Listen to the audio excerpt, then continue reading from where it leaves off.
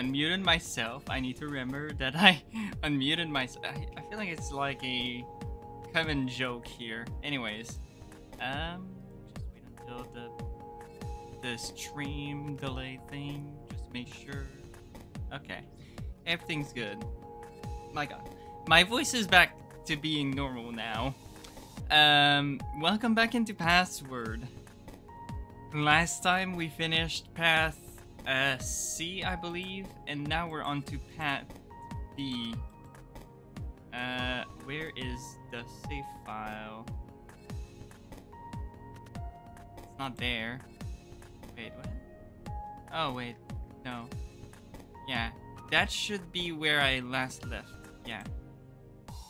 So, I know that so far it says Path A, but it really should be Path B, so hopefully my memory is correct, or the dev didn't change Path B, because I'm pretty sure Path B is use the password but reveal Oswin.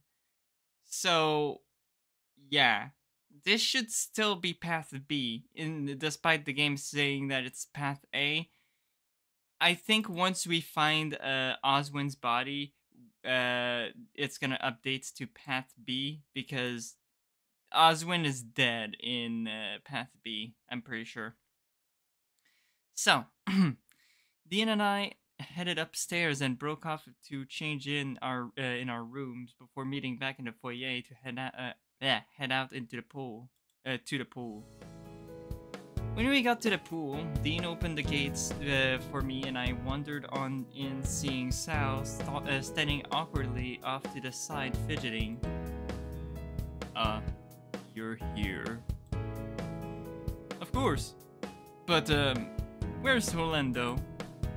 I looked around, listening out for Orlando if he was around. Taking a look at Sal, though, hinted where Orlando was just from how often he was stealing looks over at the change rooms. I'm guessing the change room. He's been there for a while. For someone that was eager for a lesson, his attitude sure did change when it came to actually getting ready for it. Should we give him a push? Maybe not into the pool, but that's one way to get him in there. Not helpful, Dean. I remember what it's like to be scared of the water. I tilted my head at Sal, scratching my chin. For someone that seemed to love being at the pool, I wondered what had really made him scared of the water. Looking to Dean, I sighed out, shaking my head. I'll go see what's keeping him. Well, alright. I'll start up the hot tub then. If anyone wants to join me, they're welcome. Lessons first, then hot tub. At least for Orlando. Works for me. Normally, I'd expected an invitation to be thrown my way from Dean, but maybe from last night he'd lost interest. I watched him wander over to the hot tub, less of a spring in his step, but that same slightly rocking shift in his weight as each heavy foot landed one after the other on his way over. Sal cleared his throat, bringing me to my senses and the pair of us wandered over to the change rooms. Orlando, you still changing? Yep, indeed. I mean, it's the pool arc, or the beach arc as you said last time. There was a surprised gasp coming from over the partition, followed quickly by a very flustered voice that was unmistakably Orlando's. Yeah, I'll be out soon. You've been in there for ages, Orlando. I'm still getting this stuff on. It's difficult. Stuff? If you need help, I can come in and give you a hand. No, it's fine. I got it. I've got it. Orlando, you don't need anything other than the swimming trunks I gave you, what could you possibly be putting on? Oh, you know, things? Sal, should we go in? If you're not out here in 30 seconds, I'm dragging you out myself, Orlando. Oh god. Oh god. That's a bit much, isn't it? Between how long it took for you to get changed and join us, Orlando should have been done a long time ago. I suppose that makes sense. There was a groan, followed by a resigned sigh before Orlando started shuffling around. Fine, I'm coming out. Sal and I looked at one another before looking back to Orlando. The hell are you wearing? Take that off. No, I need this. For what? You're just going into the pool. How are you expecting to learn to swim with a life jacket on? Let alone the life preserver around your tail. Oh my god. He even wears one for his tail. That's cute. I looked around Orlando to see the ring shoved over his tail, curled nervously around his leg. You weren't this bad at the beach, Orlando. I'll have you know that I stick to the rock pools for a reason. Don't need anything for those. But you are planning on swimming, right? Orlando's eyes went to the water and he tensed up, his own reflection staring back at him. Shaking his head, Sal took Orlando by the hand and we started to wander over to the more shallow side of the pool. As we stood by the shallow end, I looked down into the water, much in the same way Orlando was. I looked alright, or at least I seemed to like how I looked. Not too skinny, not as round as the others, but I was fluffy and I liked it this way. Okay. My mind wandered to what I'd be like with all sticking to my body when wet and how out of shape I might look. Wait, what? I could always just play it off as my first sticking to my body strangely though. Okay. So I just get into the water, right? Yes. It's not too deep, is it? This is the shallow end, so no. And it's not too cold? What if it's too cold? Looking over to where Dean had ended up, he was lounging in the hot tub, resting his chin on his arms as he watched us try to get Orlando into the pool. There was no way he was worried about the temperature of the water, and the longer I watched, the more I noticed the amused smile on Dean's face. It'll be fine, Orlando. Just get in. Okay, but what if it's really cold and the sudden change in temperature makes me go into shock and... My god, he's paranoid for no reason. I watched Sal move as Orlando freaked out, placing a single finger between his shoulders and applying enough pressure that Orlando had to take a step forward. Hey, I'm going, alright. It'll be fine, just go in. Maybe if Dave goes in first? I shrugged and slipped into the pool, shuddering at the change of temperature briefly. See, even Dave noticed the temperature change. So help me, I'll pick you up and throw you in myself, Orlando. Oh my god, no. Oh no, he's gonna yeet Orlando into the pool. You wouldn't dare. Oh no. Big mistake. The moment Orlando turned to confront Sal, he cowered, seeing his glare. So much so that when he took a step back, it was right on the edge of the pool.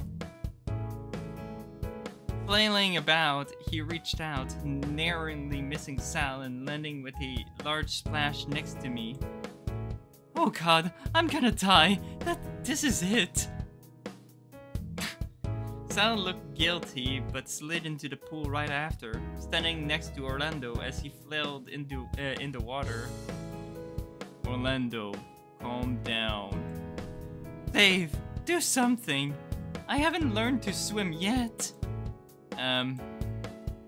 He must have caught both of us standing either side of him, but as he stopped trashing, kept afloat by his life jacket and sheepishly stayed on his back. Are you going to stand up now? Let me die of embarrassment first. I smiled weakly, thinking back to the voices in my head earlier. Oh no, that is not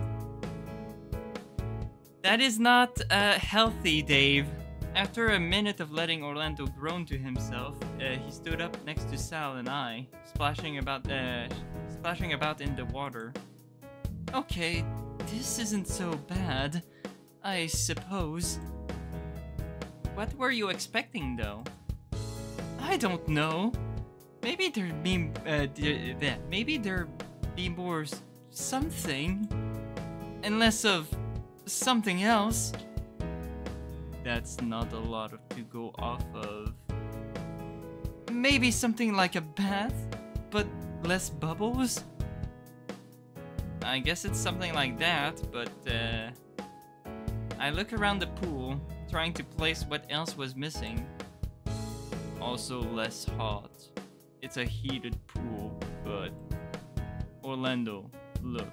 If you don't want to learn how to swim, I'm not forcing you. I just assume you still wanted the lesson. I do. I really do.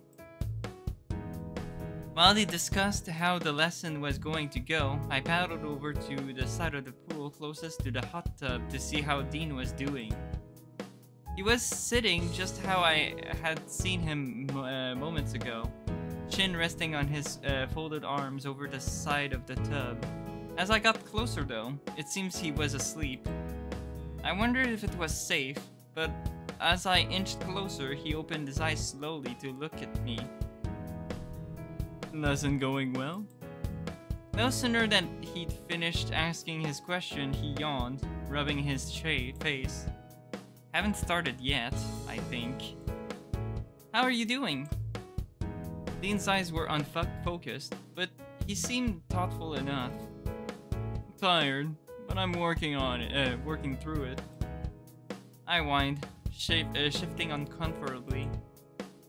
As I watched him, he watched me back, although I wasn't sure if he was still awake until he started talking again. I'm glad you came out with us today. Really? Yeah. Once again he yawned, rubbing his face. Just remember to relax a little. Take it easy today. Hey, Dave, come over here. Go on. They sound like they need you. I shot a look over to Sal and Orlando, the pair of them seeming ready to start his lesson. Although I wondered if Dean would be all right by himself. What's wrong? It's the Orlando route, so go with Orlando. Sorry, Dean. I looked between Dean and then Sal and Orlando further in the pool. Nothing, I guess. Dean gave me a gentle wave, as if to send me on my way. As I turned away, a thought crossed my mind though. Something dark, or rather something that caught me off guard. Let whatever happens, happen. Let them die. I remember looking back at Dean over my shoulder, starting to the point that he raised his head in concern. When I looked back to the others, I was already moving in that direction. What was the reason Orlando wanted to learn to swim all of a sudden? Was it just to be closer to Sal or something else? Did he feel like he was at risk of drowning soon? Even then, was that a problem? I clutched my head as I waded through the pool, eyes shut right up until I bumped into something soft. Dave? Huh? I looked between the two of them, wondering how long I had been spacing out. What happened? You just walked right into Orlando. Did you want a hug? I shook my head, rubbing my eyes, grumbling something incoherent. I watched as Sal and Orlando looked at one another confused. Maybe you should go hang out with Dean. No, I'm fine. I said it without realizing, only processing what I'd said once the quiet had settled back in. You don't sound very fine. Are you sure? Nodding, I looked between them, pretending to be eager to start this lesson. Yeah, just looking forward to the lesson. You're not, but okay, this is fine. Are you sure? Shouldn't we? Sal put a hand on Orlando's shoulder, shaking his head. Whatever he tried to convey, he was able to do without speaking a word and getting Orlando to nod along with it. So, swimming lesson. I guess the first thing to say is that water isn't something to be afraid of. It isn't water that I'm scared of. It's more right. It must have hit a nerve, something that they talked about before, but Sal continued on. Once you're comfortable with the water, we can try something really basic. Like floating? Not everyone can swim, although for Orlando... What? You'd probably float just fine.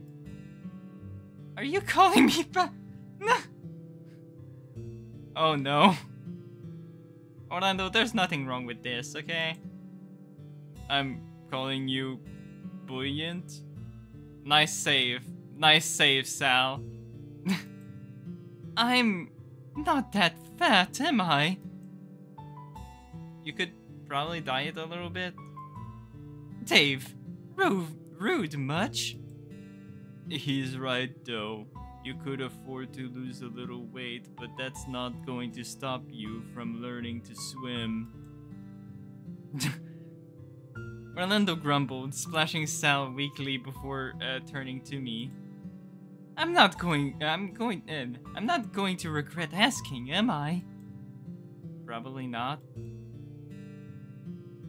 After a bit more encouragement, Orlando got back into the mood to learn to swim.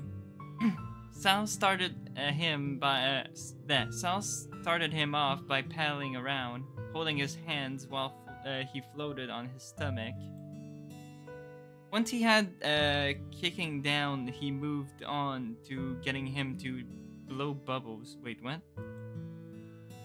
He seems to go over well enough, with Sal giving him words of encouragement whenever he seems to be struggling. Not that his life jacket was helping things, but he insisted to stay on. At one point, I was able to tug the life preserver off his tail and used it to just float around the pool a little, letting my mind wander. Very good. I looked up and saw Sal was very slowly edging away from Orlando, occasionally letting go of his hands so that Orlando was forced to paddle towards him for safety. He probably didn't realize that he was at the deeper end of the pool. I found myself watching Orlando while I floated there, thinking about how things had gone between us the last few days. The kiss was one thing I wasn't expecting, and I found myself running my tongue along the edge of my muzzle, remembering how it felt. Both the warmth and the emotions attached. Even if it was just tiredness, there was some sense of longing there for it to happen again, but along with a guilt that maybe I shouldn't. I sat out and tried to clear my head. I didn't need to feel guilty because I'd done the right thing, right? But why wasn't that making me feel better? Of the people currently at the pool, I'd caused two of them to not have any sleep, and if I expressed anything heavy on Orlando, he'd likely lose sleep trying to figure out how to make me feel better. I let the life preserver float away as I dipped under the water, clutching my head after a deep breath. Let whatever happens happen. He's not going to drown himself? Yeah, okay, thank God. In a flash, I was dragged back out, gasping for air while Sal had me by the arm. Our eyes met, and I looked past him to Orlando, who was now using the life preserver himself, and then to Dean, who had sat up looking just as concerned as the other two. What happened? Nothing, I just zoned out, I guess. Sal sighed, letting go of me carefully. Okay, that's fine. He looked shaken, rattled, as if he'd assumed the worst, but said nothing, instead swimming over to the part of the pool closest to Dean. They had a hushed conversation amongst themselves while Orlando made his way back over, haphazardly paddling towards me while holding tight to his flotation device.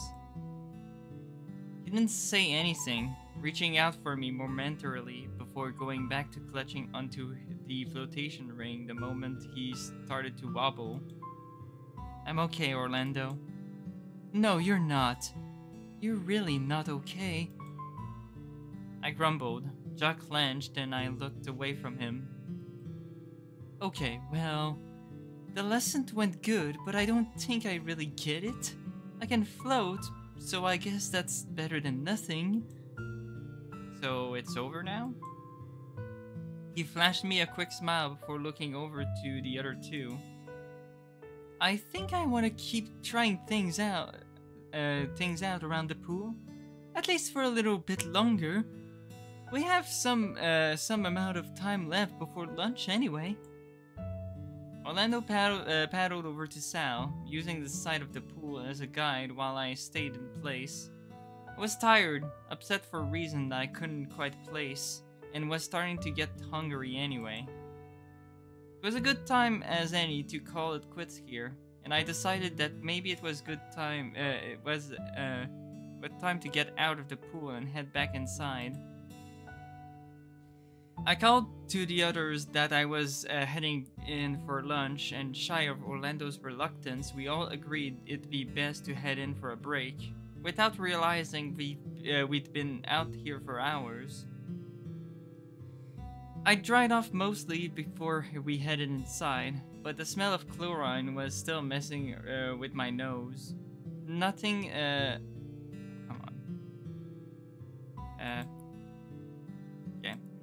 nothing a quick shower couldn't fix before heading down for lunch. I was stepping out of the bathroom when I did a double take of who was sitting on my bed. Oh, hey, Orlando. Thankfully, I decided to bring my clothes into the bathroom, so I stepped out freshly dried and properly clothed, but for whatever reason, Orlando was still without his shirt. Hey, are you okay? I would have thought you'd be heading right to the kitchen so you could get back to the pool sooner. Yeah, I'm fine, but are you? I went to answer but found myself not knowing what to say. Normally, I'd be expecting you to brush it off with a "I'm fine" or something. It's bad when you don't know how to answer, Dave. He got up, wandering over to me and placed his hands on my shoulders, looking me over. Did you want to talk about it? Is there really anything to talk about? You know it all already. He squirmed in front of me, kneeling in my shoulders, now being the one unsure of how best to respond. Yes I do, yeah. I flashed him a meek smile and he backed away, heading towards the door to my room. Well, we should head down for lunch. Following behind him, I grabbed his hand before he got too far. What about you? Me? Yeah, you're here in my room without a shirt for some reason. I gave him a look and he buckled, looking away quickly.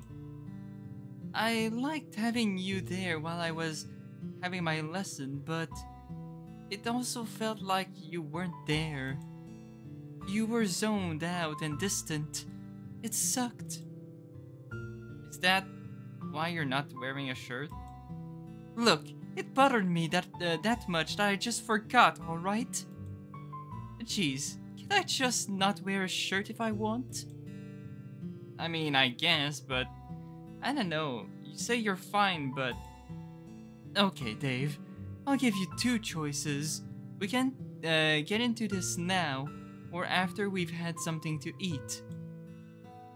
The look he was giving me told me which he was preferring, and he wasn't saying that we couldn't get into it at all, so what was waiting a little bit longer? We're not going back to the pool, are we? I just showered. I will be, but you can just hang around by the pool unless you've got any better ideas. I guess we'll figure it out after lunch. After stopping by Orlando's room to get him a shirt, we wandered downstairs just in time to see Dean and Sal heading on out back. Bleh. When we got to the kitchen, Orlando started to making us food. I would have just been happy with just a sandwich, something I could have made myself, but he was having none of it. You know, you don't have to make me food. I can cook. He turned to me slowly, quirking his brow. You can manage, Dave. Not going to have you subsisting on bachelor meals forever. Have half a mind to drag Dean into the kitchen and teach him a thing or two. Why Dean? He stared at me for a few moments before it set in as to where he was getting at. Right, Dean. You do still like him, right? No, I don't. I like you, Orlando. No, I do, but like, you. He slid me a plate of something and a fork. Cheesy scrambled eggs, maybe. But like, getting cold feet? Not that, just you're going so far out of your way to make sure that I'm ready for him. And sometimes that Dean's ready for me, that is just strange. It's not that strange, is it? I'm your best friend, your coach. Let's be honest, Dave. You're not exactly equipped to handle a guy like Dean. Wow, thanks for believing in me. Jeez. I did the double take, setting the fork back down.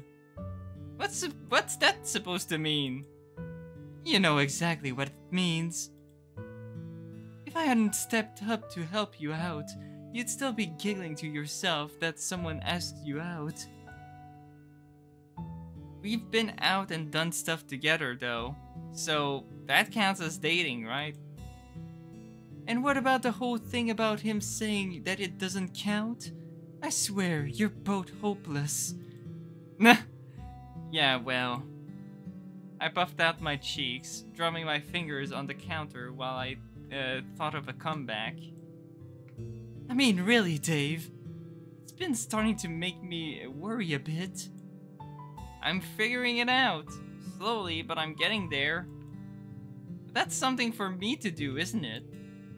Well, Yes, but I have a personal stake in making you end up happy too.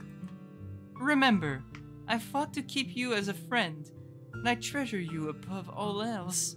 You being happy is important to me. So eat up before it goes cold. You barely ate anything at breakfast. He turned away and started prepping something else. Either it was diner or something for himself. I wasn't sure, but I played with my meal. Oh. Orlando sometimes hummed when he cooked, and it was typically whenever something was on his mind. He was dead quiet when he was cooking for fun, and that was when he was the most relaxed. But now, he was humming up a storm while he worked. Can I ask you something, Orlando? What's up, Dave? Why did you kiss me last night? He stopped everything, yelping and sighing out in relief as he set down the knife. From where I was sitting, it was hard to tell if he'd accidentally cut himself. Sorry, what did you say? Much like the first time I asked, I repeated the question in a calm, if confused tone. Once more, it went unanswered, with Orlando fidgeting on the spot, trying to look anywhere other than me. I don't remember that happening. But I remember it happening right before I fell asleep, and I trailed off, and we looked at one another. It was a mistake. A moment of weakness, that's all. But we've never, and you've never... Like I said, it was a moment of weakness. Because of the Sal thing, you understand, right? My mind wandered back to when it happened, then further back to when Orlando confessed to Sal, slowly nodding my head. I guess so. The moment the words were out of my mouth, Orlando sighed out and went back to preparing whatever he was doing with the knife. All you need to worry about is just focus on lending yourself that bear, and note that if you need anything, you just need to say the word. But why? Because I'm your friend? Getting you laid is the least I could do. Wouldn't it just be easier if we had sex? Oh my god. Okay, this is getting awkward. Orlando yelped as he flinched, putting his fingers into his mouth before checking to see how deeply he'd nicked his finger. Oh god. What did you say? I chuckled nervously, scratching my face. You know, if that's all you wanted to do, wouldn't it just us having sex be more efficient? I'm not taking your virginity, Dave. Bold of you to assume you'd be someone I'd even go after. Oh no. But it's fine for us to kiss? That's different! How is it different? I thought it's like a thing to kiss only people you're into, plus your family. It's different because... just because... Look, if you feel so strongly about it, then we won't kiss anymore. Even if it's just to teach you how to kiss properly. But why is it so important that I know how to kiss Dean? I don't understand. Because someone has to take care of you, Dave. If not Dean, then who? I don't know, but it's stressing me out just how much you're guiding me through this. It may as well be you that's dating him. He poked me square in the chest with a finger on his uninjured hands, eyes narrowing. I don't dare date bears, you know that. Then let me date who I want and let me make mistakes. I like Dean, I really like Dean. But you make me feel so what? Hopeless. Like, let me kiss who I want. Let me hug who I want. But there's just this overwhelming feeling that I need to do right right the first time that I'm scared that if I screw it up, I'm going to make everyone upset with me. But no one's going to be upset with you. Then why do I feel so confused? What do you feel confused about? It can't be that bad if we can't talk about it, right? You tell me, Orlando. I don't follow. Why do I feel confused about how I feel towards you? He flinched, standing there with his mouth pulled up tight, almost as if he didn't want his mouth open in case he said something he'd regret. Why does kissing you feel nice? Shouldn't I have kissed Dean first? What if I want to do that again? What if I made a mistake? You didn't make a mistake. Remember, he asked you out and you were happy about that, right? Well, I don't feel too happy now. Carefully, he reached over and placed a hand on my shoulder, kneading it gently. We're still friends. Right. Good friends. Best friends. Yeah. Right. He sighed out and pulled away, rubbing his arm as he turned back to whatever it was he was. My God, why? Whatever it was he. Yeah, that is a weird sentence. Chopping.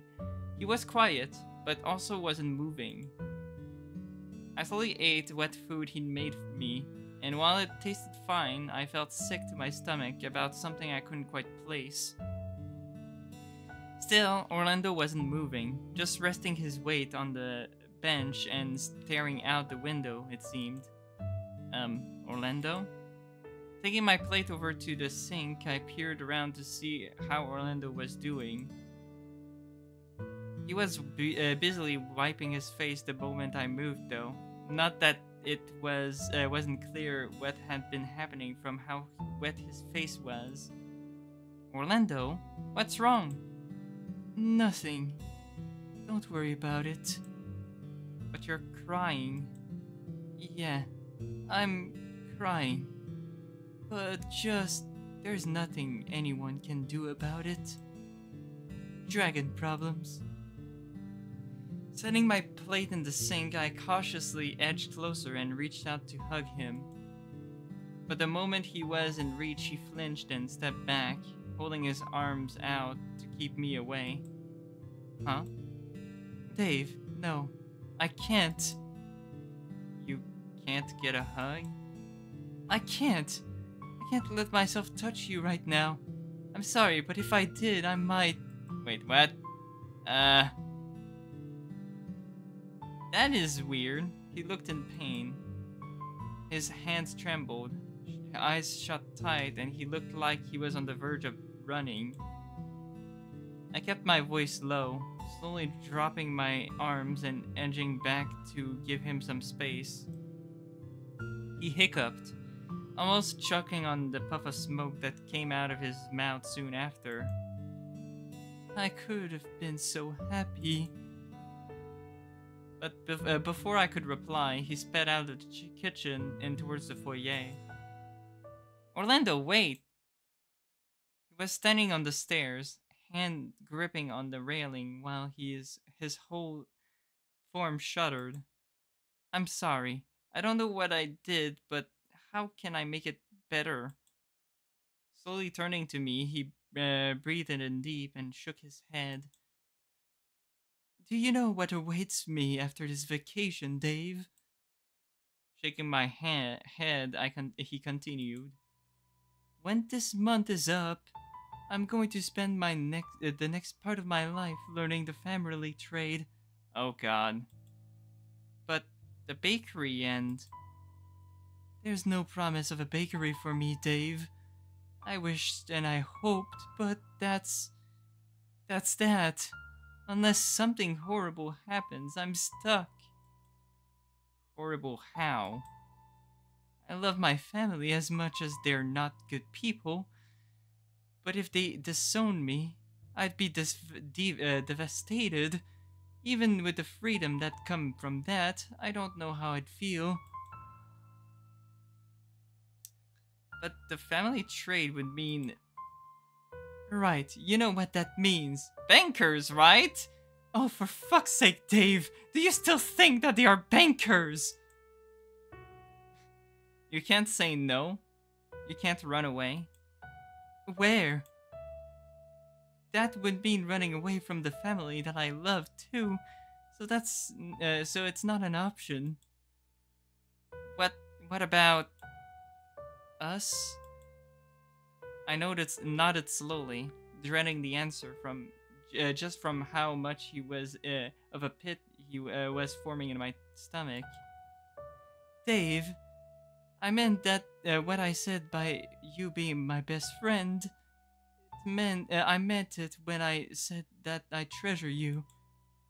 So to keep you safe when this month is up.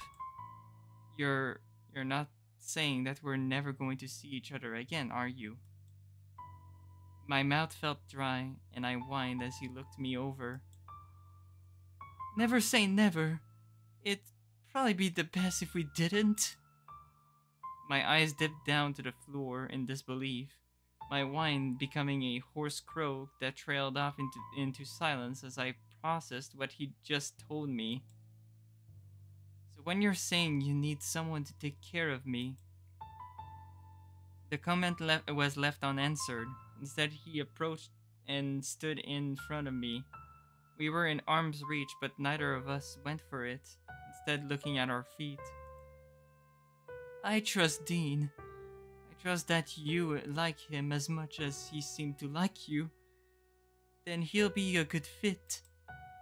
And I trust that if you come to love him, then what help I can give you to ensure your happiness is worth it. Even if it costs me what's left of my own. I don't like that. You deserve to be happy as well, Orlando. We're friends. So there's got to be something I can do. Well, if you think of something, let me know. But until then, focus on your bear, Dave. The comment stung and something within me felt empty. Barely registering him gently, patting my shoulder, I stood there as he disappeared back upstairs. Just give up, Dave. Let whatever happens, happen. The words echoed in my head, bringing me shy of crying, but not enough to tip me over the edge. How could I not be crying over something like this? A revelation that Orlando was just going to be leaving my life when the month was over? But the longer I stood there, the more I come to realize that everyone was leaving. One way or another, everyone was going to be off doing their own thing, so maybe Orlando had a point. Maybe I should just accept that no one was going to be around forever, and that I should just look to Dean to be my future. It almost seemed like a cruel joke, and I wondered if I liked Dean enough to consider him the one I'd spend the rest of my life with. Even if Orlando hadn't intended for it to come across as such, I sure felt that way. Sitting down on the stairs, I moped for a bit, wondering what everyone else was up to. Not that I wanted to join them.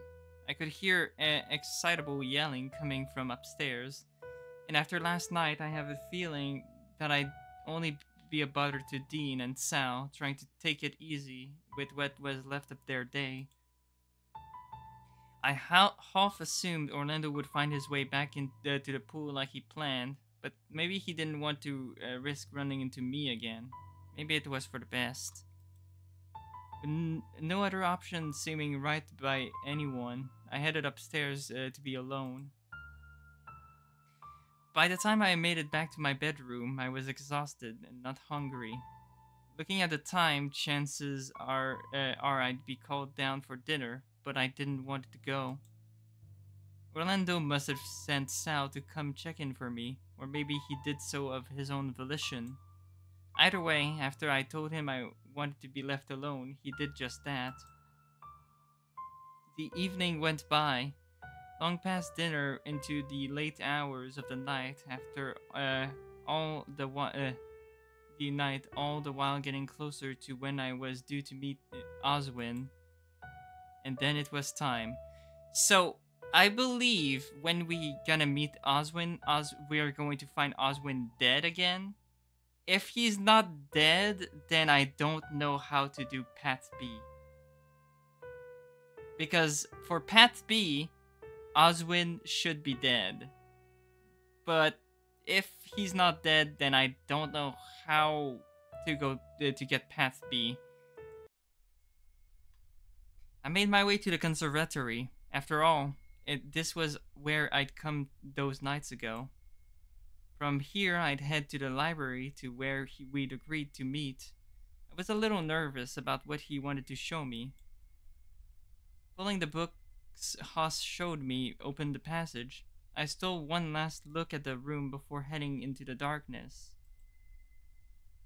I followed the wall, and soon something felt off about the library. Wandering down the stairs to the table Oswin and I spoke at, I noticed the door that he used to get here left open. Okay, that's a good sign. I think we're on the right track. I think we're in the right track for Path B. Was it an invitation to follow it? We agreed to meet, so maybe he was expecting me to meet him in the lab rather than here. It seemed odd, though, having been specific about meeting at the same time and place as the last meeting, but maybe things changed. Carefully, I wandered into the corridor beyond, placing my hand against the wall leading me forward. It felt rough, but down the twist of the corridor, I saw a pale green light filtering in from an adjoining room. When I stepped in, the smell hit me first. What traces of it had I picked up on in my walk here was amplified, and I was sure now that I hadn't been imagining it. Okay, so Oswin is dead. Oswin? I could see him sitting at the desk, facing a monitor that seemed to be the only source of light in the room. Or at least the main one, shy of the glowing things sitting on the shelves about the room. He didn't say anything. As I approached him at the desk, he didn't even move. I reached out and turned the chair around, jumping back and throwing my hands over my mouth to stifle my yell. Yeah, there we go. So I'm pretty sure now we're on Path B. Yeah, okay. Now it's official. Now it's official. We're on Path B. I told you. That is Path B. So we're officially in Path B. I was stunned, staring at what I was seeing, eyes trailing down to the knife sticking out of his chest. What? How? Why? When did... I took a step back, looking about the lab. Nothing seemed to be out of the ordinary, or at least as far as Pookie Laboratories went. There was another room off to the side, a cabinet against the wall, but I couldn't think right with how suffocating the smell was. I wondered when you'd come. Who's there? Yeah, it's the rat again. I looked to the desk. A large black rat stared at me with his beady eyes, a collar around its neck. Welcome to the crime scene, David Halloway Jr. What? How did you... Who killed Oswin? You really don't know? I shook my head quickly, staring back at his body. How long has he been like this? Few days. And no one's just... Benson was sent away by the Master, leaving him vulnerable. He assumed this would happen. But if he knew this was going to happen, then why? He had his reasons. Reasons that we'll never know now.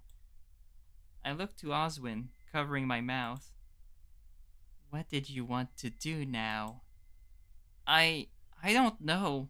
I didn't expect him to be dead and like this. Did you want the autopsy report? What? But who could have uh, who would have could have what? I did it myself. Seemed only fitting. Master called me Thanatos if we're doing this. Seems only fair given I know your name. Yeah, how do you know my name anyway? $1 million question, that one. One that I don't think we're at that point. You have a murder to solve. You mean it wasn't Benson? That's on you to figure out. Either him or one of your friends. Unless you think I could pick up that hunting knife when in his chest.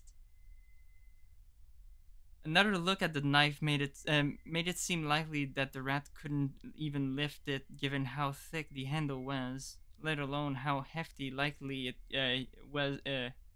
was as well. This is making my stomach churn. Guess I'm just used to it. Now, cause of that is a knife to the chest. His own knife, no less. Yeah, I can see that. Don't get smart with me. Look at the angle of the knife. Is that important? Someone didn't care his ribs were in the way. Just plunged that thing down into his chest right there. Wait, but if he was sitting there and they stabbed him from the front, you figured it out? Oswin let himself be killed. Got it in one. You'd think that maybe he'd have been drugged, but can't see any injection points and all the stuff here's locked up. What about if they spiked his coffee or something? Thought of that too. Checked and nothing. Must have been holding off giving Benson wasn't bringing him refreshments. But that doesn't make any sense. Why would he let himself be killed? Who would want to kill him? Someone wanting revenge? The Hammond lot aren't the most liked. He told you about his little experiment with the kids, yeah? He did, yeah. Could be someone found out and was looking for revenge. Could be something else. Who knows? You sure you didn't see anything? Thanatos looked around the room, tail falling still behind him. He seemed to be taking in the laboratory before he looked to me again. Nothing. Normally he would have, but didn't this time. Might have been sleeping. I shot him a look. It sounded like a lie with no evidence, and it didn't seem right to call him on it. A talking rat was hard enough to process, let alone explain to the others. But if it wasn't the rat and it wasn't Benson, it had to be someone else in the house. I looked at the ceiling, feeling uncertain. So you got a choice to make. You telling your friends about this? I shook my head. Not yet. Not with so little to go off of. But it couldn't have been any of them, right? I'd find Benson before making that call. Could still be in the house and you'd never know. Shuddering at the thought, I looked over my shoulder at the door to the lab. What if he was lingering in the dark? What if he was in another passage just waiting? But even then, why kill Oswin? What motive would he have? You don't necessarily need a motive. My master was stabbed. Clean and simple. But as for why, that's on you to solve. What will happen to you? I'll be around. I can feed myself and I have a free run of the house. Is that why the door is let open? Your guess is as good as mine. I can move about without it though, so feel free to close it up when you're done here. I looked about the place. It seems to be a cold and lonely place. Dark too, but that was likely just because the lights were off and they did exist attached to the ceiling. What happens now? I looked to the desk, but Thanatos was gone, probably scurried off somewhere to do something. Then, turning to Oswin, I wondered what the best thing to do was. It reminded me of when we were looking for the gun, something Haas said about how I'd brought it up with the group. If I raised it with everyone, would that give the killer a chance to hide evidence? But if it was Benson, then it'd be safe to bring it up with them, right? Once again, the scent of decay hit my nose and I retched, quickly turning away from the body and covering my mouth and nose with both hands. I hurried out of the room, closing the door behind me in an attempt to stop the smell assaulting my nose. In the dark, I slumped against the door, my mind racing and my heart beating in my chest. The reality of what I'd just seen started to sink in, and I clutched my head, wailing into the darkness. The only silver lining that was that it wasn't one of my friends that had died, but it wasn't much of one. Did this count as trauma? Would there be a password to use to stop him from dying? No. Like, this death is like the only special death where the death only comes from the choice of revealing Oswin. Because in this path we decided to reveal Oswin. Well, we're on path B. For the true path, we need to use the password and not reveal Oswin. I just didn't know. I stumbled back through the passage the way I came, through the library, and closing the entry to it from the conservatory behind me. Also, I don't really remember what happens in Path B, so I don't really remember how Path B ends, but I know that Path B is surprisingly long. Like, it goes on for a few days before actually ending. The house was quiet, made worse by the fact that I was going to be spending the night alone. My bedroom was cold, and I was in my room for only a few minutes before I made a dash into the bathroom to cough up what was left in my stomach. Things were bad, and I collapsed into my bed with a groan. What do I do? Grabbing my phone, I dialed it again, listening to my dad's voice. Not just once, but on repeat and silent. Until wet battery life my phone had run out. Not longer than I passed out, feeling unsure of what was to happen next, and to thoughts of what I was meant to do.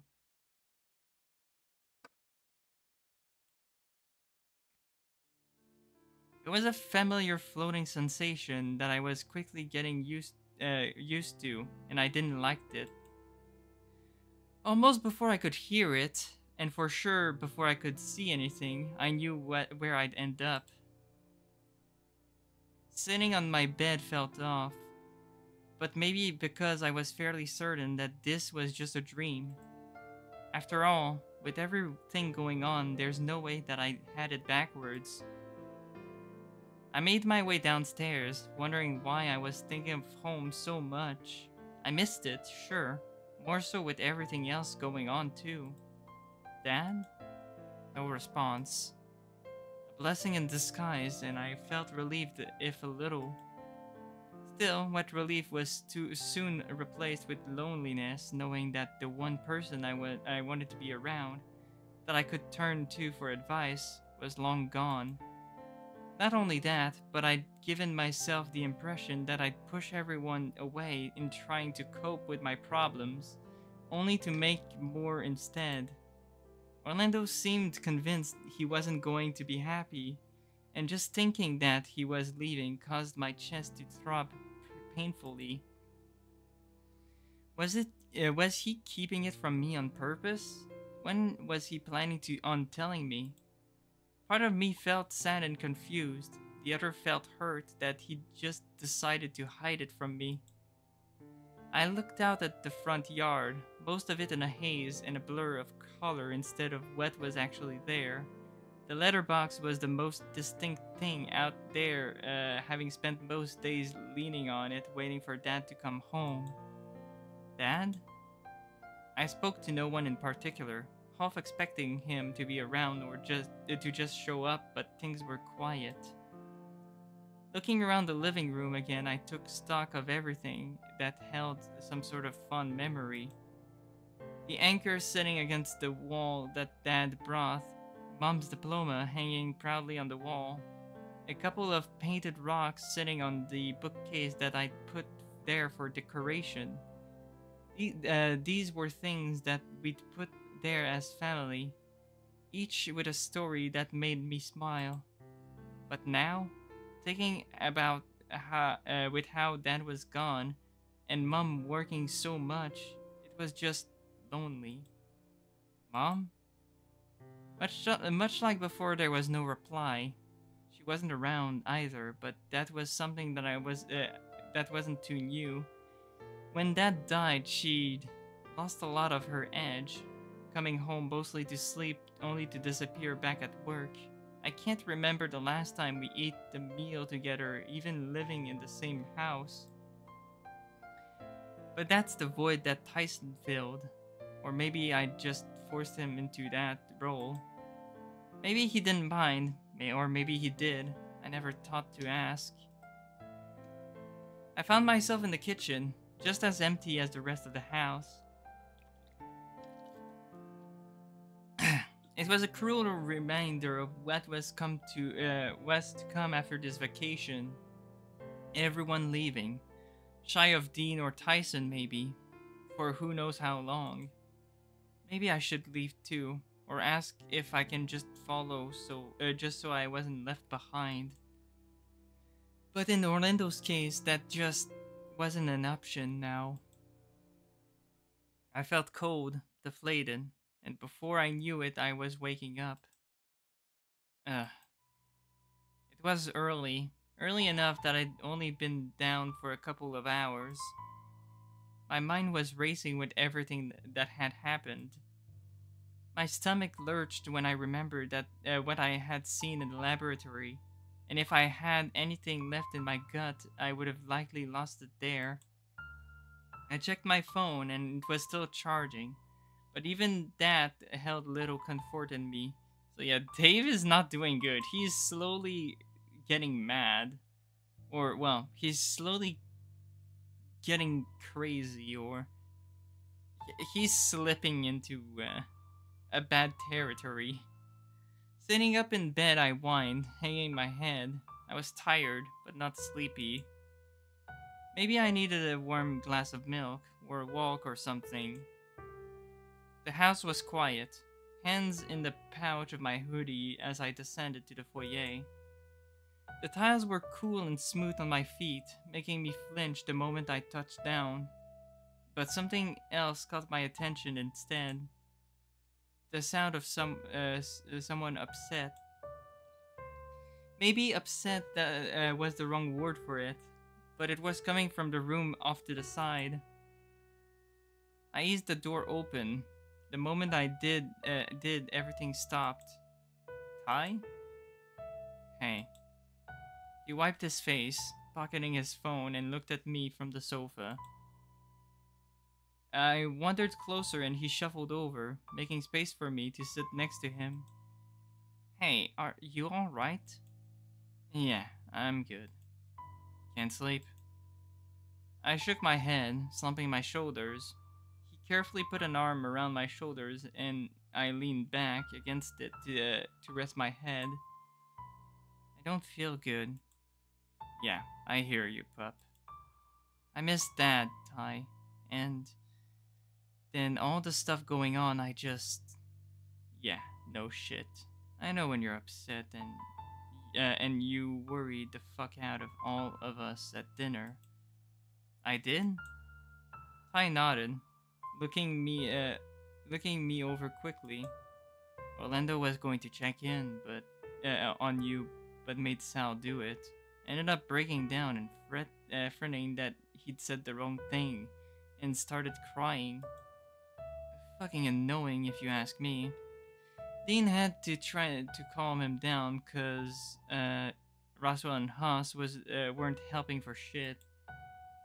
What did he say? Didn't. Just said he did a thing and that upset you and felt bad for dumping it on you. I don't think he meant to. I might have pushed him into it. Well, whatever it was, I don't care. Sorry. Well, whatever. Yeah. If he's gonna just make you mope more, then I'll just pick you up.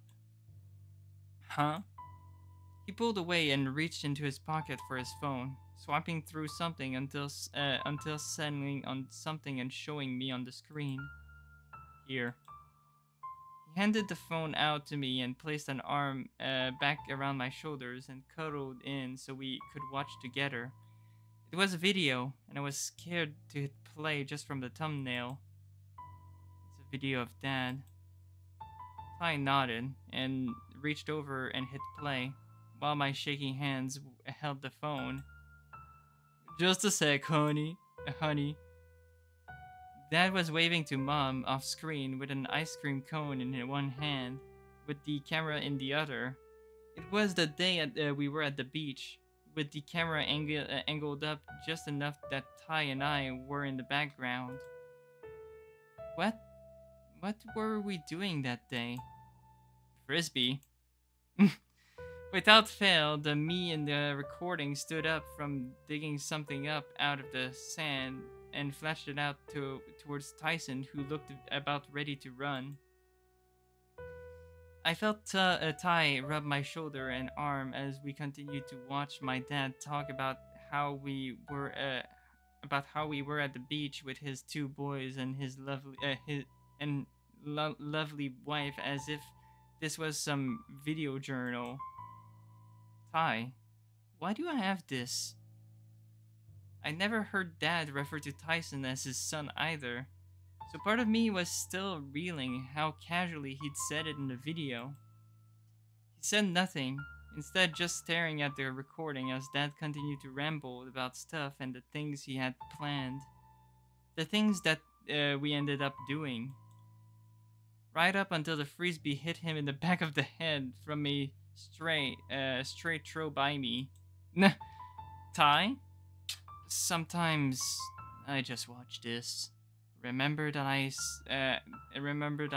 had some sort of decent family for a bit, you know? Your dad helped me with a bunch of stuff. He sent me a copy of his when I was feeling insecurity about my own stuff because, well...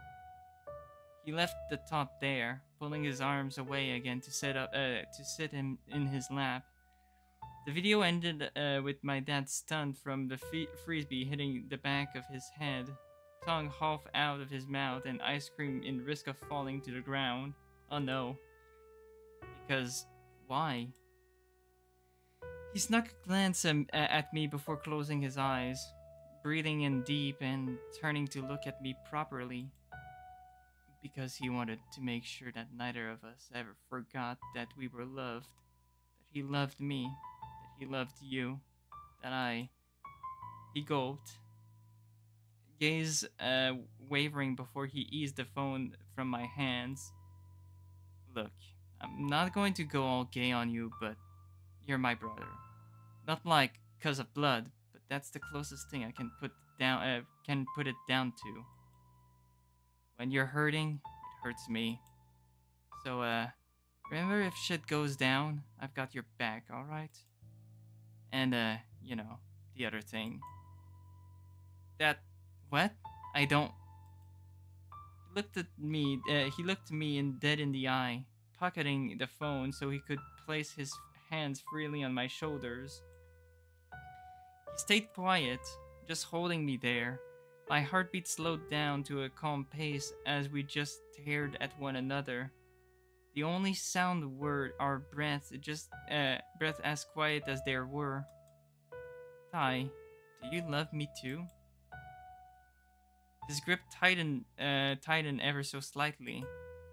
The next thing I knew, he'd pull me into his chest, his heart beating heavily. Do you? He just rubbed the back of my head, and with his heart beating in my ear, I started to doze off. Tai? I didn't get an answer, but I blacked out again soon after. Let whatever happens, happen. It felt like I was being rocketed to sleep, weightless, and when I came to again, it was morning again. Honestly, that was a cute little moment, like a little a little brother, comforting moment. Like I always like that relation between Tyson and Dave. Even though Tyson is depicted as a bully, he has a soft side. I like that. Like he's got a very good redemption arc. The others were inside, still assembling for breakfast. I got some sleep, but it didn't seem to do any good. I leaned against the railing on the back deck, just looking out in the world and wondering just where things left me. Would it have just been better if I stayed at home? Oh, Sal. I heard the back door open, followed by Sal's heavy footsteps. Good morning. Hey, Sal. He drummed his fingers against the railing as he watched me carefully, silent beyond that greeting. What's wrong? Nothing on my end, but what about you? I sighed, looking back at the trees briefly while I thought over how best to answer. I don't. I think I'm just ready to go home. So soon? That would make sense, all things considering. You're talking about what we came up at dinner? He nodded slowly, looking out at the trees much in the same way I did. We're all worried for you. I'll be fine. And you're sure? Maybe.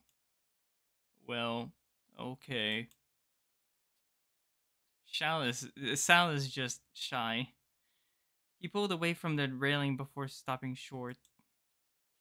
What are you planning on doing today? Dunno. Part of me wanted to run. Part of me wanted to stick nearby just in case Oswin's body was found.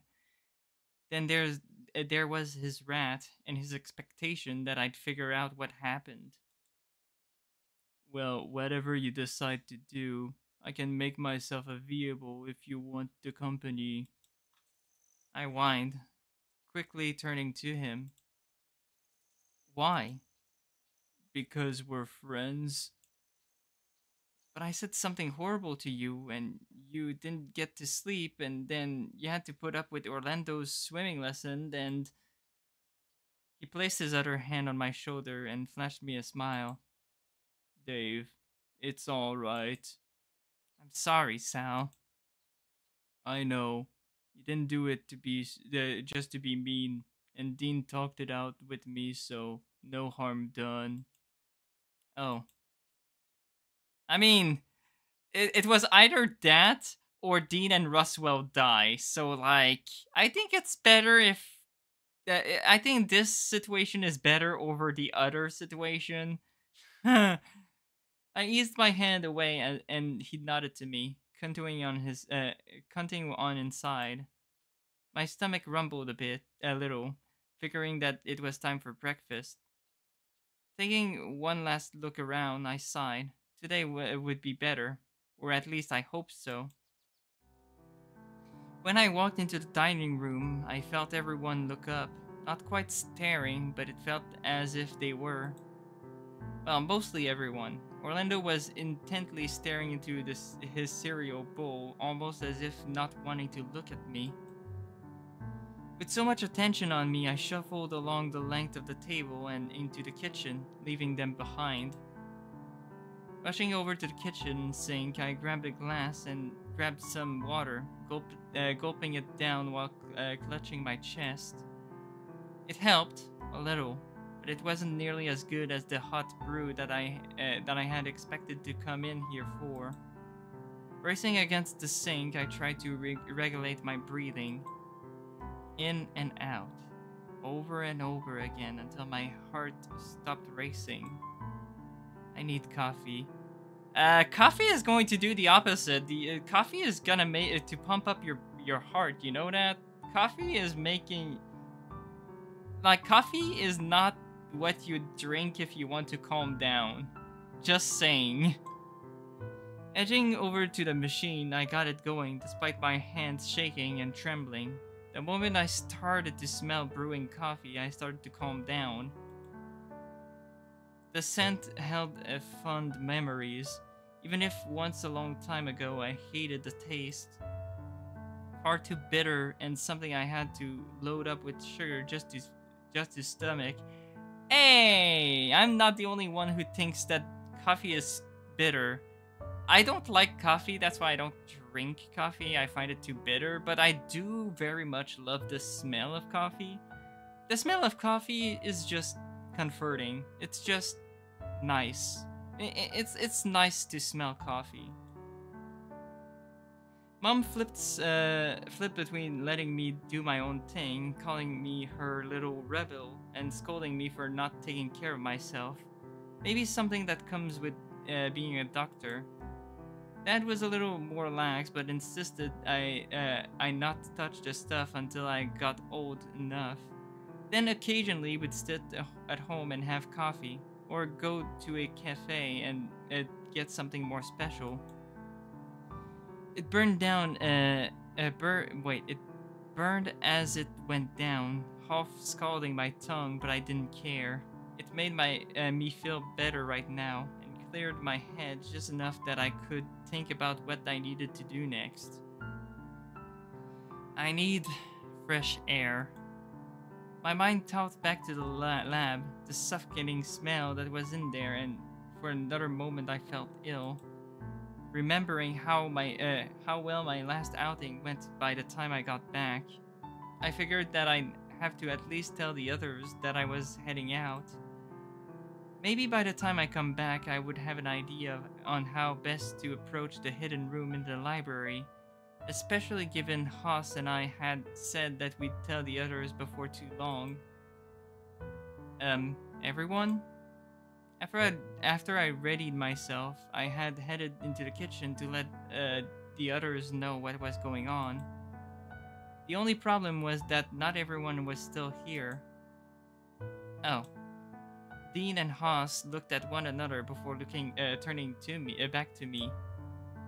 Dave, what's going on? I wanted to tell everyone that I was going to go out for a walk. Again? Yeah, I figure I need to get out of the house and just stay away from it for a bit. Get some fresh air. Dean scratched his chin. He stayed quiet but nodded slowly nodded, seemingly understanding. Well, stay safe, I suppose. I'm just thankful that you're at least telling someone this time. I looked between the two of them, suddenly unsure if I should be leaving. Should I go tell the others? No, it's alright. I'll let them know. Oh, okay. Then I guess I'll be going now? Dean stepped forward and put a hand on my shoulder, flashing me a quick smile. Stay safe. Then after lingering a few moments, he turned around and left. I looked to Haas, who almost seemed just as eager to go. See you when you get back. Just like that, Haas left after Dean. Maybe they were off to do something together, but who knows? Everyone else was already doing things, and whatever they are, it didn't include me. I wandered out the front door and looked out at the grounds that sprawled out before the house. A long stretch of grass with the driveway disappearing down a ways through the trees. I'd been down that way before, not all the way, but maybe that was somewhere I could go. I'd slept most of the way on the bus after all. Maybe it was time I checked out what was at the end of the driveway for real. The main selling point was that if I was looking to avoid everyone for a bit, it'd be the least likely place for people to go. As I wandered down the driveway, I had my hands in my pockets and let my mind wander. It was nice out here, peaceful, so all that was left was to find a way to resolve my feelings. I was dragging my feet as I made way away from the house. A part of me feeling like I was already saying goodbye to Orlando after hearing the bombshell he dropped yesterday. My heart ached for him in a strange way. I had picked up along the way somewhere that he'd been keeping a secret from me, but even now I felt I only knew half of it. He'd been good to me since the day we met, and now knowing everything that was going on made me wonder just how long he'd been worrying about the end of the month. Can I really not follow? I knew the truth now that Orlando was involved in organized crime as much as he didn't want it to be. Finally, he doesn't say bankers. But separate of all of that, he was my friend. He wouldn't hurt a fly, so how did things end up this way? Naturally, the thoughts circled back into around to my dad. What he'd say. Would he prove that I'd stick by a friend, or would have keep me away from Orlando to keep me safe? Was it possible he even knew this whole time? Maybe that was the reason I felt so close to Orlando. Was always looking out for me, just in different ways than most people. Soon enough, I hit the main road. The mountains opened up in front of me. I had to shield my eyes from the light, having been walking in the shade for most of the trek down. Wow. We were much higher up than I realized, with the mountains and forests rolling out as far as I could see. As I stood there, looking down at the drop off on the other side of the road, I wondered how often people came this way. When I looked down the road, I wondered how far away the next house was. With how it wound around the corner, it was hard to tell just how long the road was. Which, given I had all the time in the world, I wandered down it, realizing that this road only led to the mansion and nothing else. Sure enough, the road continued to wind around the mountain, across a bridge and out of sight, with no other houses in view. If I wanted to go home, the road back was long. I could just continue walking down this road and never look back, and I'd be done with everything involving everyone dying. But that's just not how I worked. The thought that one of us was marked for death lingered deep in the back of my mind, despite me not knowing for sure who it was. Just give up, Dave. Let whatever happens happen. Let them die.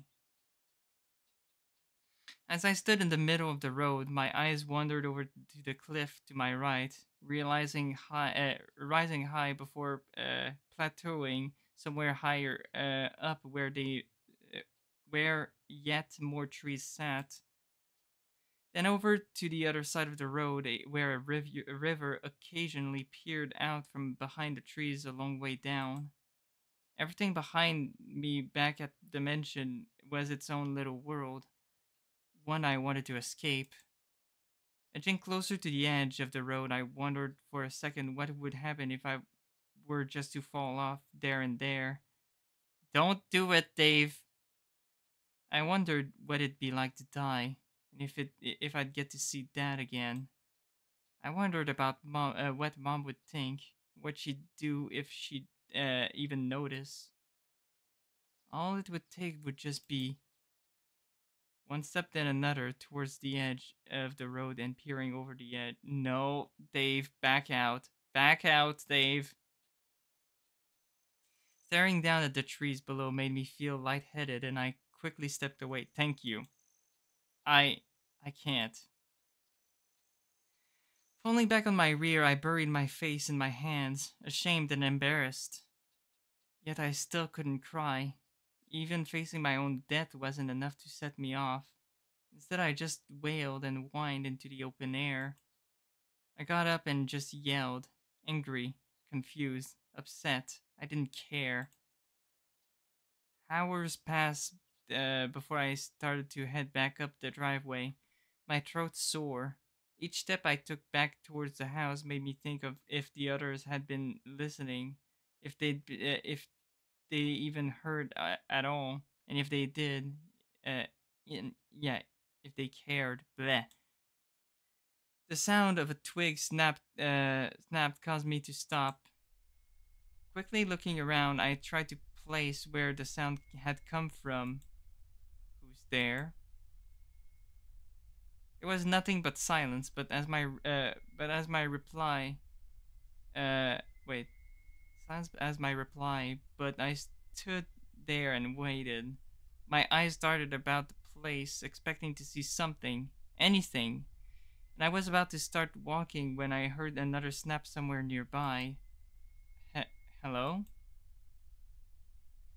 I spun around and started to back up. If this were one of my friends, they'd haven't answered.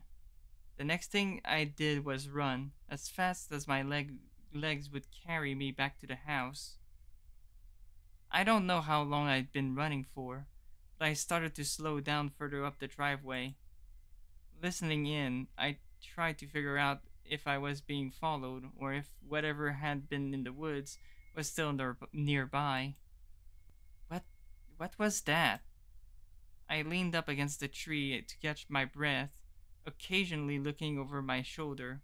Nothing as far as I could tell. Continuing on, I got back to the manor. The moment I was inside, I picked up the pace right up until my hand was on the doorknob. I hesitated, looking over my shoulder at the trees to see if I could spot what if anything had been following me. Straining my eyes to see if I could spot anything, I shook my head when nothing moved beyond the gentle sway of the leaves in the wind. It was unsettling, and I found myself cradling my arms, wanting to be around someone else just for a little bit, or at least someone that I knew. Hello? My voice echoed in the foyer, fading into an uncomfortable silence. Hello? Anyone? Anyone here? Please? I'd done a lap of the house, peering into the bedrooms, plus any other room I came across, just in case something had happened or gone wrong. But sure enough, everything looked untouched from what it was supposed to look like. Which was a good thing, maybe. Part of me was fearing the worst, that I'd come back and to find one of my friends dead.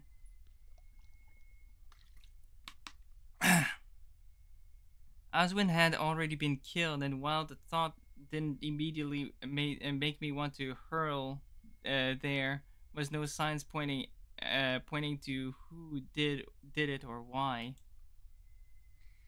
I looked across the door leading to the vault, wondering if there was something I could have put in, something that would have saved Oswin's life.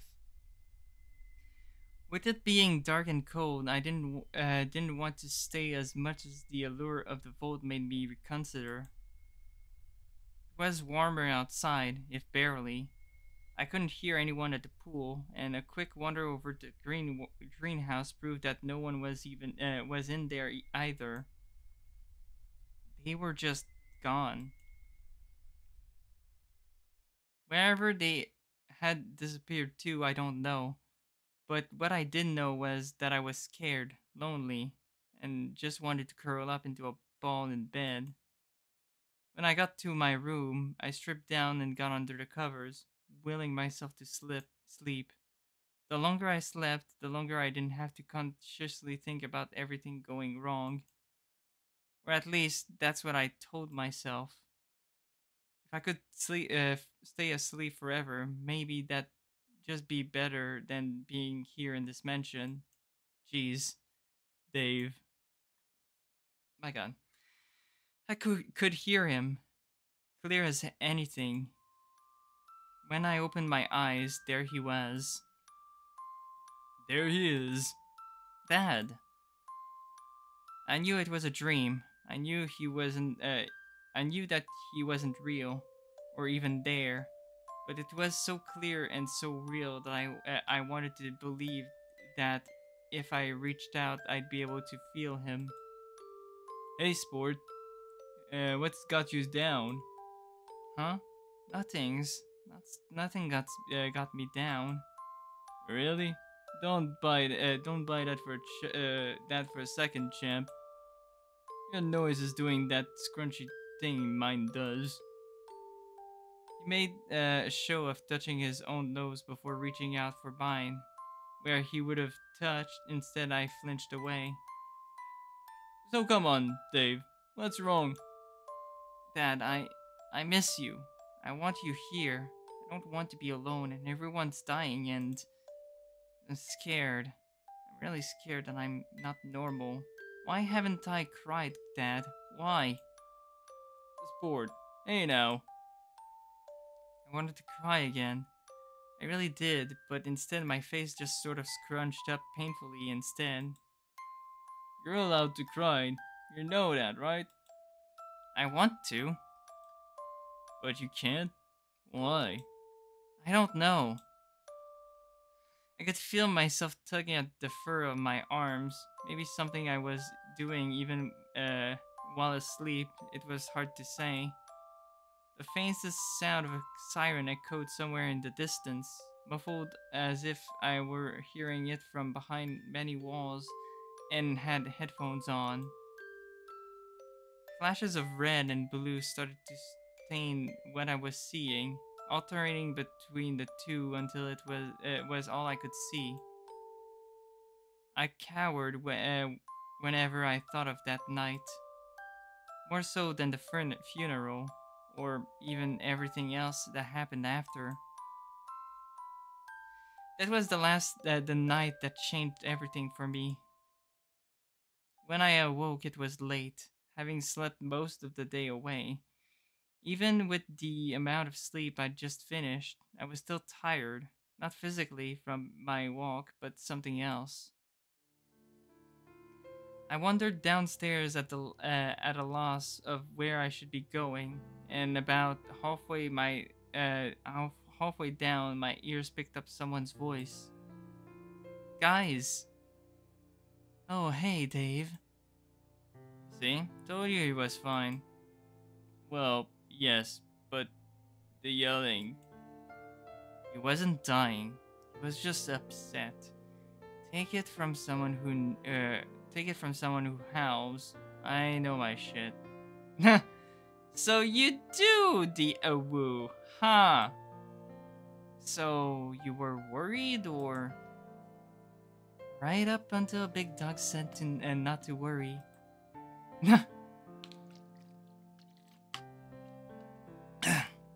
Ty went to say something before sighing up and giving up. Can you maybe stop that? But you were calling him Top Cat before. Busted. Nah, what the hell is going on? I don't understand. What happened? Where did you all go? After you left for a walk, we all went to the river. Without me? You up and left before anyone could really say anything. You decided to go on a walk long before Dean or I could stop you either. I straightened my back, shutting my eyes tight. Hmm? What's wrong, Dave? Nothing, Wait. Oh, yeah. Okay, it literally was that. Nothing, I'm... Fine, yes, we know. But I am. Are you? Well, I'm trying to be. I'm dealing with so much that I can't talk about, that I'm not ready to talk about, and just what? I want to go home. This vacation sucks. Wow. It's not that bad, is it? It is. I hate feeling distressed. I hate hiding secrets from everyone. I hate it. I repeated the phrase over and over, clutching the fur atop my head until Tyson struck me lightly across the nose, making me yelp. What was that for? You want the truth? Tyson, lay off. Oh, fuck this. If no one else is going to tell him how it is, then I will. You hate everything? You hate all the bullshit that you're putting yourself through? I'm not putting myself through it all, it's just... I growled, gesturing wildly with my hands, unable to direct my frustrations at any one thing. There's the growling again. Sal looked at me carefully and I glared back, overly sensitive in the moment. Dean, Roswell, and Orlando seemed to just be keeping their mouths shut, averting their gaze when I spun wildly to look at them. They're not gonna help you, pup. Only one that can help you is yourself. What's that supposed to mean? You're going to sit your ass down and tell us what's wrong, right now. You can't make me do anything. And shut the fuck up about your problems then. You want help, but you don't want us to help you. Instead, you just want to bitch about it, and we're all too nice to tell you to get fucked and grow up. Wow, I knew I could be an asshole, but I knew you could be an asshole, but what the hell, man? Haas gave Tyson a look and was promptly shoved away by him. Fuck off, Haas. See, Dave, it's not difficult. Yeah, well, fuck off then, Tyson. Ty straightened, and I could hear him breathe out through his nose. He took a step back, and I wasn't sure if it was out of shock or if he was still deciding how to react. You want me to spill all my problems and just... The words caught in my throat as everything I'd been holding back made me feel queasy, and I pilled, half collapsing into Tyson, clinging onto him for support. You barf on me again and you're dead. I made an affirmative sound before trying to get my breathing under control, hand finding my shoulder before going over to my back and rubbing it carefully.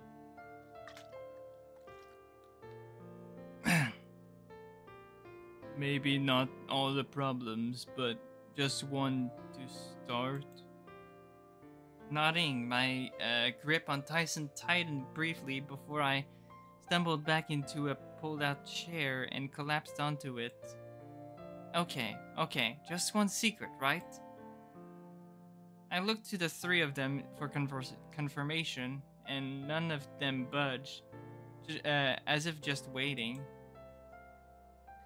So I went to the library, and, The library. Okay. What happened there? I met someone.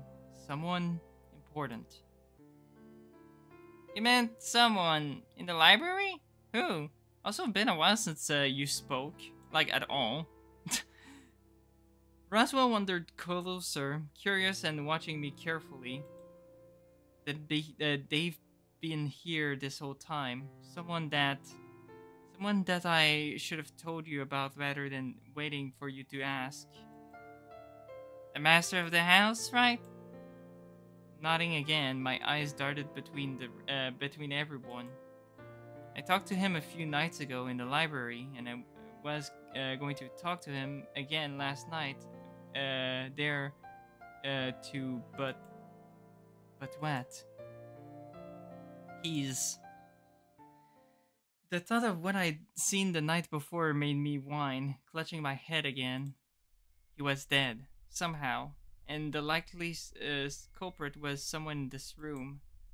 The silence that came after I uttered a single word to describe how I found him was stifling. Uncomfortable as I could imagine everyone looking at one another in a mix of confusion and worry. Gripping my chest, I let out a rattled gasp for air. The dim green light, the smell of decaying flesh and dust, the silence excluding the faint hum of machinery and electronics in the lab. Oswin slumped in his chair, dead, the night out of his chest, the blood and the rat, Thanatos. Cradling my hands in my hands, I looked to the others. I felt better, in a sense. A weight had been lifted off me, and that there wasn't a secret being kept, but it was so negligible, I wasn't sure if it was worth bringing up. So, the master of the house is dead. As in, well, either he died of old age or... The implication was obvious, and glances were exchanged around the room. What do we do now? Contacting Benson seems out of question, unless someone has his contact information, so... We should go check the library, right? Why? It looked fine the last time I was there. Right. There's that problem too, isn't there? So, you've never been to the library? Yes, I have. So you found the secret passage in the conservatory? The what? Right, well, if what Dave says is true and given how he's reacting, I'm certain he's not lying. Now's probably the best time to show off the library. Hold on. Secret passageways. A library. Why is this only coming up now? Haas asked me not to tell anyone. All eyes were on him as he sighed out. He asked me about it, how to get there, so I showed him. Okay, but why have you been keeping it a secret? How did you even know about it in the first place? I mean, everything that's been going on. Does that mean Huss is... Okay, before anyone gets any ideas, why don't I show you this room and then we can go from there? But isn't there a body there? Everyone's attention turned back to me, and I fidgeted in my chair. No, the library would be fine, but you'll understand when we get there. Well, guess there's no point in holding it off any longer. Huss threw his hands up and walked out of the dining room, slinking out of sight, although I noticed the slump in his shoulders as he disappeared out of sight. Damn. Wow, that's all he has to say. Damn. That was rough for him, huh? I watched as Roswell went to follow Huss, close behind Tyson, who had decided to follow only moments sooner. Well, no point in holding things off. Yeah. A dead body. Orlando trembled as Sal puts a hand on his shoulder. You'll be alright. Come on. They too wandered on, leaving Dean and I behind. I slumped in my chair, unsure of if I wanted to go after the others. Quietly, Dean pulled out a chair next to me and sat down without a word. You're not gonna follow the others? Well, you were so upset that you were left alone, so I didn't want to repeat that mistake. It's not your fault, Dean. Maybe. Maybe not. You're having a hard enough time as it is, and I don't want to pile on that. Thanks. There were a few moments spent in silence with my eyes drifting over to the door leading into the foyer. You feel like we should be following the others. Shouldn't we be? Not if you don't want to. After what you said, I don't think anyone would blame you for wanting to stay here. But I'm just... What do you think I should do? I'm at the point of snapping at people for no reason, and I just... Dean placed a hand on my shoulder and rubbed it gently, almost as if he was afraid I'd break his hands. We can stay here if you want. Who cares about a secret room and a secret passage anyway? Really?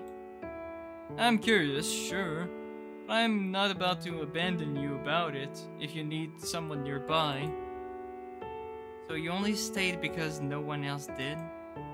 I stayed because I care about you. At the very least as a friend, but now isn't the time to start talking about mushy stuff. I chuckled a little, rubbing my face, half expecting to tear up from the gesture. Really? We all do, but we're just struggling. We just want to help, but we're scared that if we say or do the wrong thing, it's going to end up with us doing more harm than good. Oh, well, you know how it is. I don't, but I would really like to, Dave. What I'd give to know what's running around around that head of yours so I could tell it to stop and give you a break. Again, I chuckled, both at the thought and the silly smile Dean flashed at me for all of a second to get his point across. So, what did you want to do now? If you want to sit here and we can just have a cup of coffee, if we can do that. If you want to go outside, we could do that too. Is it bad if I want? Is it bad I want to check on the others? Not at all. Worried about them? Worried that I put Ty on edge and that he might snap at Haas. Well, you did snap at him, so he's probably going to be irritable for a bit. Are you planning to apologize to him? Maybe. He kinda deserved it before getting up in my face like that, though. Then let's play it by ear. He got up and dusted his hands off before offering one out to me. Coming? He took me by the hand, and together we headed upstairs in search of the others. We reached the conservatory to find it bare, but the bookcase was moved aside, and the passage that led to the library was in full view.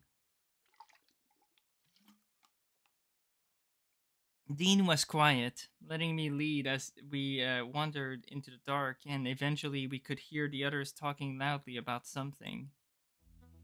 The fuck is this?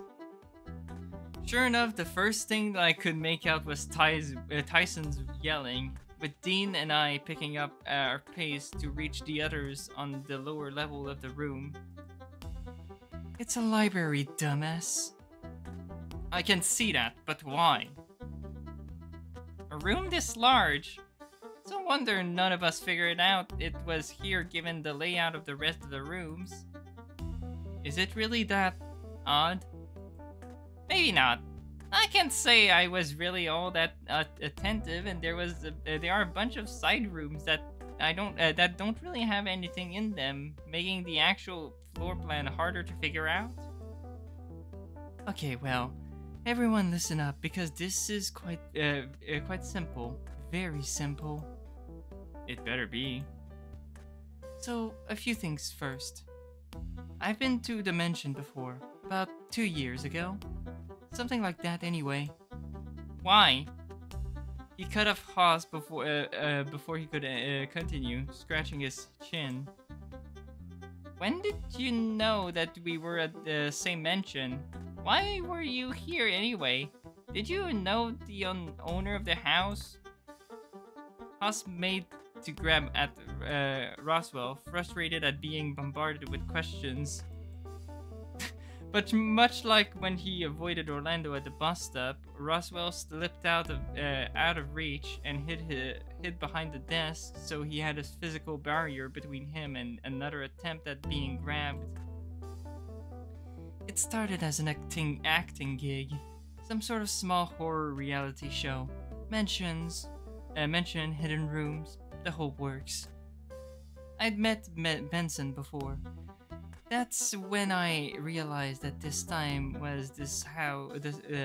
was the same house. Never met the owner of the house, only Benson. And this room? Found it myself. Figured I'd tell the film crew, but Benson asked me not to. Wait, Benson asked you, just didn't tell anyone? There's more to it than that, but basically. So what? You filmed a TV show here once and didn't think to tell any of us? I was going to eventually. Hoff let it slip when Roswell and I were looking around. Trust me, I noticed. But other things took priority in calling you out on it. What about the other stuff? You said first, so there's more, yeah? Right. That's where Dave comes in. Alright. I asked about the library. You showed me how to get in there, and for a moment I wondered if I should say the rest of what happened in here or leave it to Haas. Mostly, I was just thankful I'd caught myself before I'd said anything else. And well, the gig didn't really pan out, so being here is just a reminder that I was so close to getting on TV, and then just not. But that's not all happening that happened here, right? What do you mean? There's something Haas is leaving out, but I can't quite place it. Fairly certain that was everything. If there is was anything else, I'm possibly just forgetting.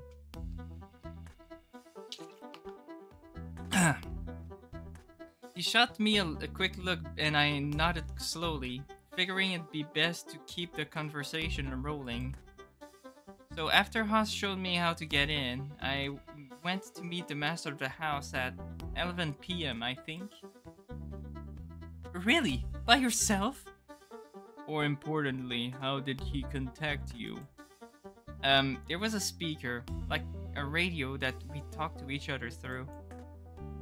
So you never met him in person, just on the radio? No, I meant we arranged them to meet in person with a radio and then met here in person. Benson set it up. And Benson's really got his hands full with arranging everything, huh? Okay, so there's a hidden library in the mansion. That's fine.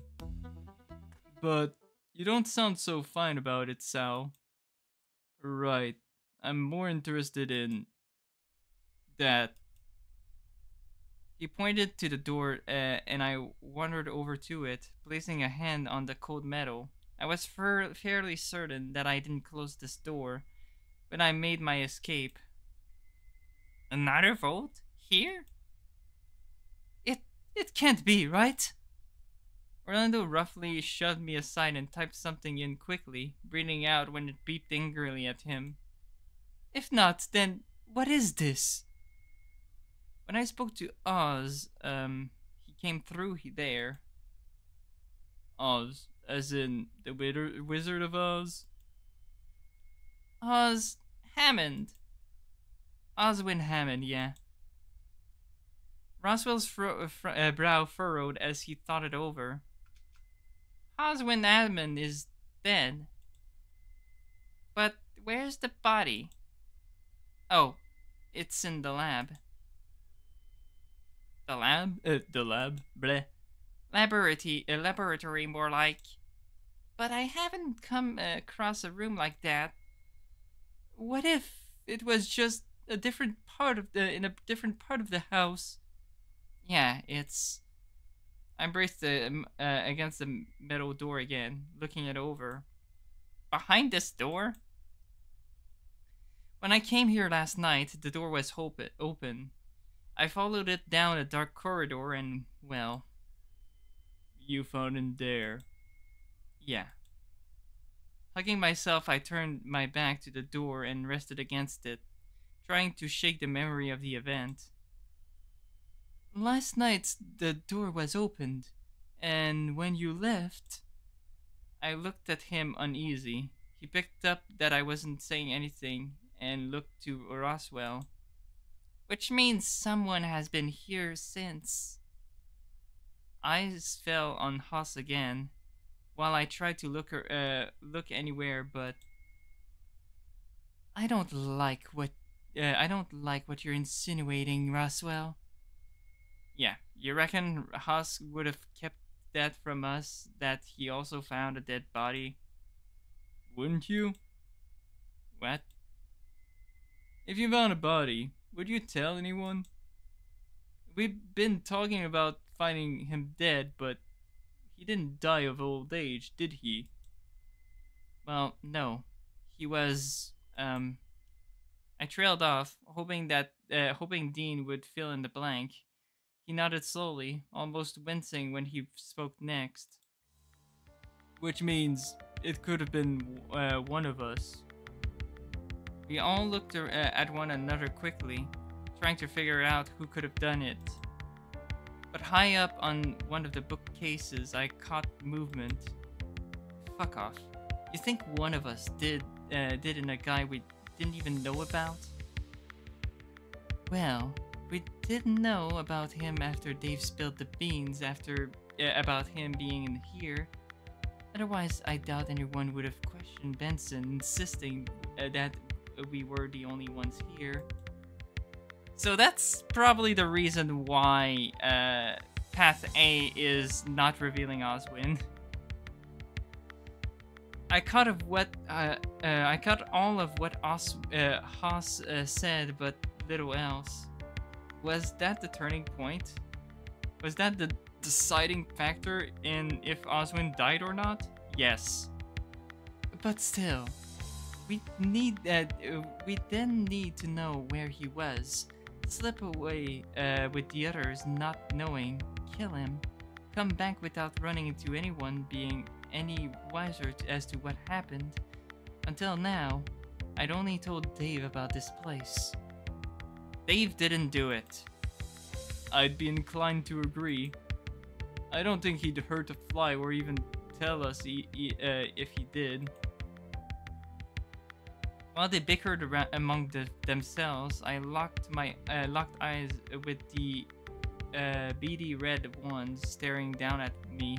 The metal glint of his collar reflecting off what little light was in the room. Thanatos, high above us, watched quietly in the dark. He shook his head slowly at me before disappearing out of sight again. Let whatever happens, happen. The sounds of everyone discussing things slowly just became white noise. Why was Oswin killed? Was it one of my friends? When I zoned back in, Orlando was holding Roswell and Haas apart while Dean nursed his nose. No one here did it, right? There was silence. Haas and Roswell falling to still to look at me, with Orlando looking relieved that the fighting had stopped. Ty had a digit in his ear, looking bored, so all in all, no witch hunt had really started. If no one did it, then can we just go? What, and have dinner? I guess it's about time about that time, but I don't think I have much of an appetite anymore. If you're not lying, then not only do we have a dead body in the house, we have no idea who could have done it. Which I think it's a big problem. I only care about one thing right now. And that's if Dave feels any better offloading this shit onto us. That's not fair. That's not what I wanted to do. Well, you did. Only because you forced it out of him, Tyson. Well, I guess we can maybe try and find a way to contact Benson. Could you try calling your parents, wait, could you try calling your parents, Roswell, and see what they say? My parents? Isn't your dad a lawyer? And they arranged this so they'd have contact details, right? Yeah, that's not a bad idea. I'll give them a call and see what they say. I don't like this. What if we said that it was Benson and pretend that it didn't happen? Really? That's the best you can do? Well, I'm trying, Ty. I don't want to think any of my friends killed anybody. And so long as this door is in the way, I can't even prove that what I saw was it wasn't just my imagination. It makes it hard to narrow things down, that's for sure. I'm with Dave in that I believe that I want to leave this place now. Not the house, no, so much, but the very least this room, so we're out of the dark. Put me down as wanting to be somewhere else right now. At the very least, I could, at the very least, so I can get some fresh air into my nose. He rubbed it gingerly, almost wincing. Seemed like he'd gotten hit again, but I couldn't place who. I don't think I've had enough sleep to go thinking about murders today, so any break from this talk suits me fine. Was hoping that I'd feel better when I showed you all the library, but I guess that's that. I'm sorry for lying, but damn. Huss scratched his head through his mane and kept his gaze averted. Tyson started to walk off first, and Huss made to follow the movement. He saw Orlando do the same. Come on, Dean. Let's get you patched up. I'll be right. Just some fresh air will do me fine. It was a lucky shot, that's all. When they left, leaving just Roswell and I at the door, but flashing me a quick smile and shrugging, Roswell followed soon after. My feet felt like lead, and I dragged them along after the others. When we got out, a few of us peeled off from the group and went to our rooms, none of us really saying anything. Was there just now a rift of mistrust in the group because of this one thing? When I got to my room, I sighed, having only been here a short while ago, and already finding myself back. I felt more tired than when I awoken. The only upside being that at least I knew that my friends were alive. I wasn't hungry. I felt numb, and on autopilot I got back on bed. Normally I'd reach for my phone and listen to my dad's voice, but the strength in my arms wasn't there to reach out for it. I resigned myself to just cuddling one of the pillows on my bed, and sure enough, I fell asleep once again.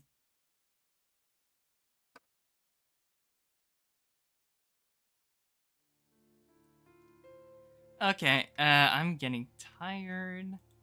Well, my voice is getting tired, so I'm going to leave it here for today. So, I hope you guys enjoyed, and see you guys next time. Take care.